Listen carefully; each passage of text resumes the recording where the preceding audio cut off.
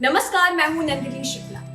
उत्तराखंड के पौड़ी गढ़वाल के एक प्राइवेट रिजॉर्ट की रिसेप्शनिस्ट अंकिता भंडारी की सनसनीखेज तरीके से हत्या कर दी गई है। सबसे पहले एक रहस्यमय तरीके से लापता होना और उसके बाद अब उसकी हत्या की खबर भी सामने आई। हालांकि अब उसकी लाश भी मिल चुकी है।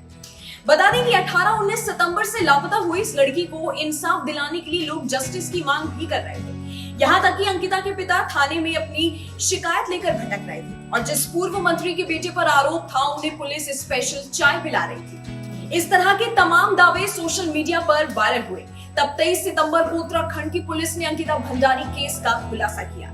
पुलिस ने पूर्व राज्य मंत्री के मुख्य आरोपी बेटे समेत कुल 3 लोगों को गिरफ्तार कर लिया है। इसके साथ ही दावा किया गया कि लड़की की हत्या कर उसके शव को फेंक दिया गया था। अब हालांकि उसकी लाश बरामद भी हो गई है। बता दें कि ये मामला पौड़ी गढ़वाल जिले के यमकेश्वर विधानसभा इलाके का है।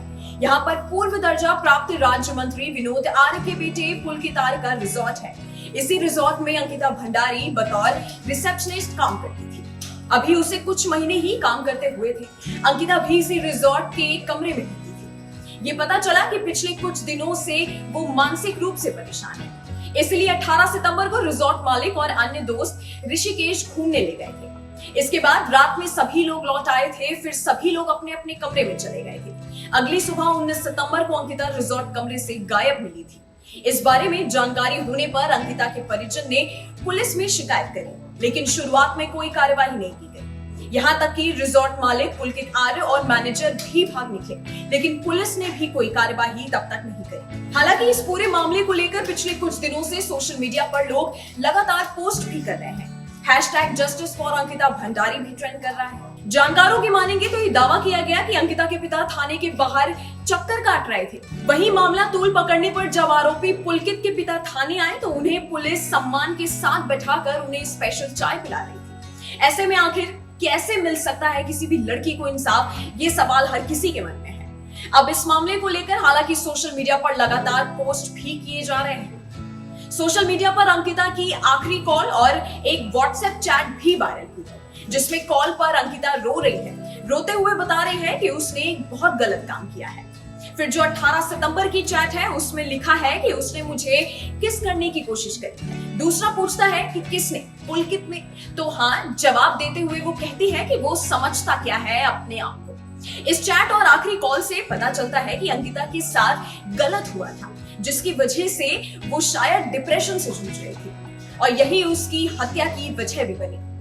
अंकिता के गायब होने के बाद रिजॉर्ट के कर्मचारी अलग अलग बयान दे रहे थे। इसके बाद मामला जब तूल पकड़ा तब उत्तराखंड पुलिस ने आरोपियों को रिजॉर्ट मालिक पुलकित आर्य, मैनेजर सौरभ भास्कर और असिस्टेंट मैनेजर अंकित गुप्ता को अरेस्ट भी कर लिया था। वहीं इस केस को लेकर सीएम पुष्कर धामी ने भी कहा कि इस मामले में सख्त से सख्त कार्रवाई भी की जाएगी। पौड़ी गढ़वाल में अंकिता भंडारी मर्डर के पीछे की कहानी बेहद ही सनसनीखेज है। असल में पूर्व मंत्री और बीजेपी नेता का बेटा अंकिता को गलत काम के लिए ढकेलना चाहता था।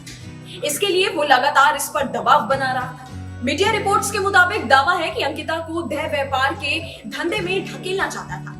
रिजॉर्ट मालिक पुलकित चाहता था कि अंकिता रिजॉर्ट में आने वाले हर कस्टमर को खुश रखे, उनके साथ रिलेशन बनाए, लेकिन उसने ऐसा करने से सीधा मना कर दिया था। इसी बात को लेकर 18 सितंबर को विवाद भी हो गया था। इन सब के बाद उन तीनों लोगों ने मिलकर उसे धक्का देकर चिला शक्ति नहर में गिरा दिया था। इसके बाद तीनों वापस रिजॉर्ट लौट आए थे।